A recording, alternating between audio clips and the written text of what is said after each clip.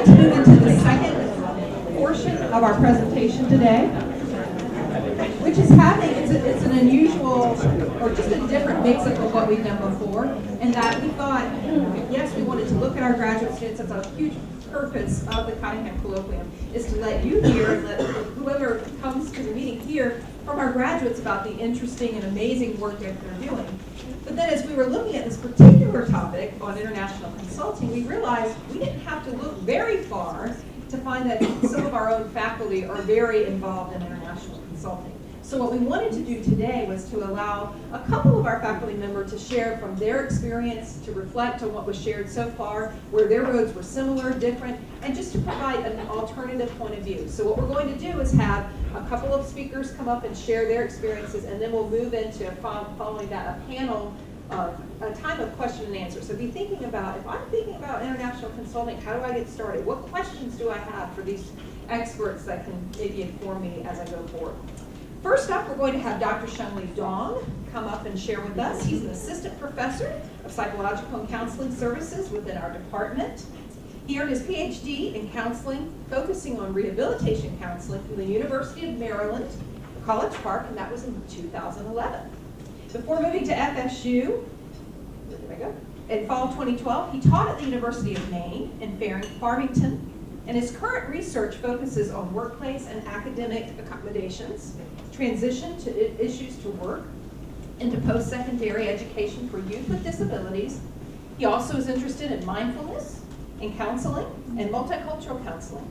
He's done teleconsulting works relating to transitional and transitioning issues for international students, and consults primarily with Chinese teachers and parents on international study in the United States. With no further ado, please welcome Dr. Shunli Dong.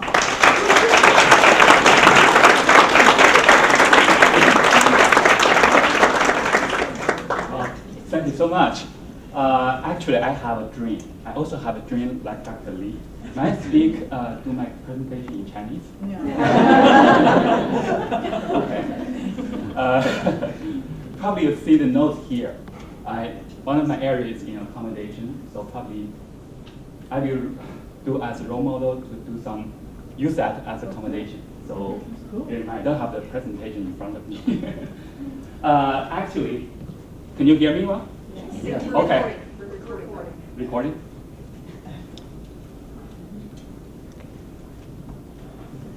Use it.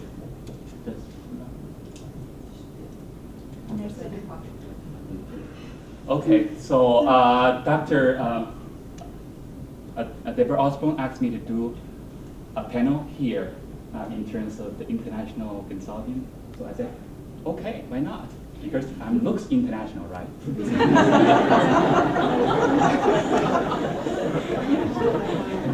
I don't have a formal consulting experiences as the two guest speakers, which they have done a very good job. But I have some personal experiences as an international student. But also I had some experiences in consulting only casually with teachers, educators, and parents back in China about some of their concerns of their children or students coming to USA to study. So I will share some of those experiences. And actually, this is my 10th year in the United States. And I remember when I first got here, I did my master level program at Northern Illinois University, which is about 70 miles from Chicago. I'm the only international student in the class. And during the first day of my class, I remember it's a career counseling class. Before the class starts, I hear a sound, very, very loud. I don't know what is it. And then people starting to running out of the classroom. I have no idea. I said, now the class is going on, why you are running away? And then my teacher, who saw me just standing there without doing nothing, she dragged me down to the basement. And later I know that it was a siren for a tornado. So it was a big, huge culture shock for me. And other than that, I think at that time, international students, especially at NIU, there was a couple of them, but at that time, Indian students is number one in terms of the international student group. And China at that time maybe the second. Now within the 10 years of passage of time, I see more and more Chinese students are coming to US to study.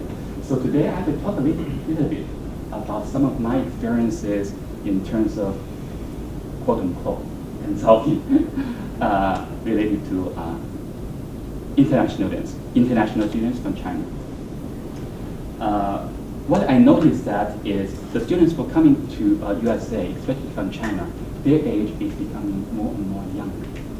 When I was at Northern Illinois, most people, they choose their program when they are doing their PhD or master level programs. Nowadays, it's coming more doing their undergraduate, high school, middle school, and some of them even elementary schools.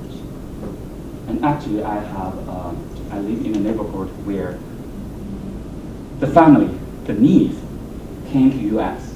to study in a local church school. It's middle school. I could imagine, I could see the challenges for him in terms of understanding academic stuff, in terms of how to communicate and build connections with his classmates, and how he can manage his academic work. And sometimes I, like my daily routine, sometimes I do some jogging after my work. So sometimes I drag him down. Let's do jogging together. So on the way, when we're doing some jogging, so I ask him some of the questions, how he's doing at work, at school. He said he really has some difficulties. He has some difficulties in terms of understanding the course materials, especially like science, like history, because he's in a church school, so like the religion, the Bible, it's difficult for him to understand.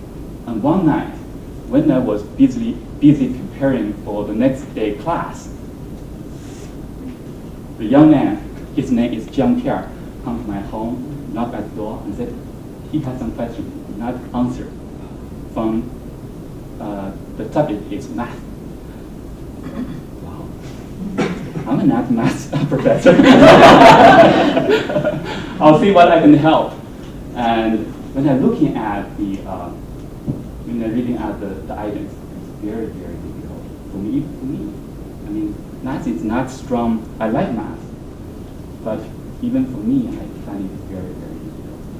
So luckily, my wife, she's also interested in math. So we collaborated, worked collaboratively, and we found the solutions for him. But also, at the same time, helping him to how to use the Google, because a lot of information they can be accessed from using Google's and others. So when the people with younger age, when they come into U.S., I think one, especially from the international students' perspective, one of the things is really how their level of preparedness. Because in the past, when people coming to U.S., normally they are on scholarship. And they have a higher level of motivation, preparedness. But for the younger age, the level of motivation, preparation, maturity really increases. For some students, they may have a high level of motivation, aspiration. But for some, it's because they are so kind of like, as Dr. Lee mentioned about the tiger mom or the high expectations on the families, they were kind of like, I have to take this route, even if it's very difficult for the families and also for the child. So I think one of the things is really the culture shock. The young man which I talk about, he asked me one day when he saw some big man, very athletic man, and they're throwing the cornhole.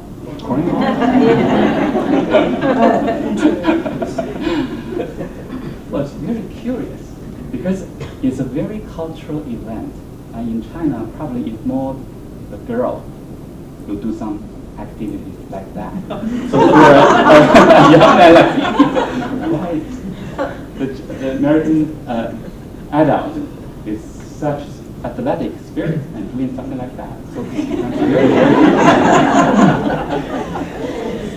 and I think other aspect is the connections, bring the connections for the students. I think one thing probably even before they arrive in U.S., something probably needs to put in hand. Because when I first arrived in U.S., my impression is everywhere in U.S. is just like New York. So when I got to DeKalb, Illinois, it is not. So I think it's really how you prepare the parents and the child in terms of what might be the culture shock, the differences between what they expectations and what's the reality. The other thing is how maybe helping them when they got here.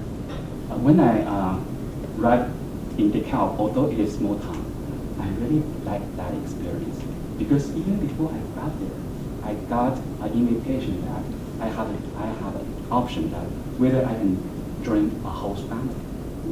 So meaning that I can, during some Thanksgiving, Christmas, and other holidays, I can go to the families.